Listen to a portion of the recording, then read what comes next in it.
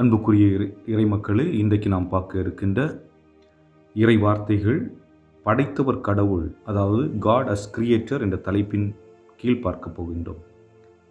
தொடக்க நூல் 1:1. தொடக்கத்தில் கடவுள் விண்ணுலகையும் மண்ணுலகையும் படைத்தார். இரண்டாவது இறை வார்த்தை திருப்பாடல் 19ஆம் அதிகாரம் இறை வார்த்தை 1. வானங்கள் இறைவனின் மாட்சிமையை வெளிப்படுத்துகின்றன, வான்வெளி அவர்தம் கைகளின் வேலைப்பாட்டை விவரிக்கின்றது. மூன்றாவது இறை வார்த்தை நெகேமியா 9ஆம் அதிகாரம் இறை வார்த்தை 6. நீர் ஒருவரே ஆண்டவர், நீரே வானத்தையும் விண்வெளி வானங்களையும் வான அணிகளையும் நிலத்தையும் அதிலுள்ள அனைத்தையும் கடலையும் அதிலுள்ள அனைத்தையும் படைத்தவர்.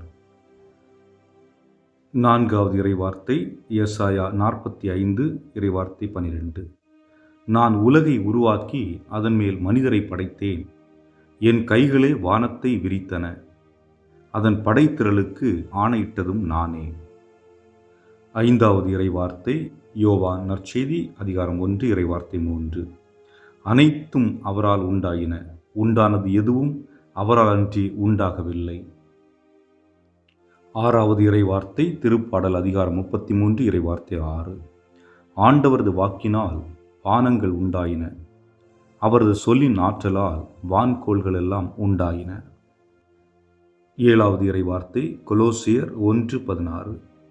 ஏனெனில் விண்ணில் உள்ளவை மண்ணில் உள்ளவை, கட்புலனாகுபவை கட்புலனாகாதவை, அரியணையில் அமர்வோர் தலைமை தாங்குவோர் ஆட்சியாளர் அதிகாரம் கொண்டோர் ஆகிய அனைவரும் அவரால் படைக்கப்பட்டனர், அனைத்தும் அவர் வழியாய் அவருக்காக படைக்கப்பட்டன.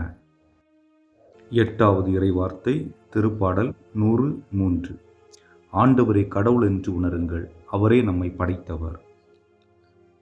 ஒன்பதாவது இறைவார்த்தை எபிரேயருக்கு திருமுகம் அதிகாரம் 11 இறைவார்த்தை 3.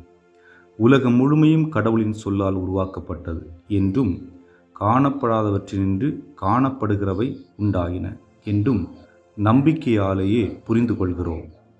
பத்தாவது இறைவார்த்தை திருவழிபாடு 4ஆம் அதிகாரம் இறைவார்த்தை 11.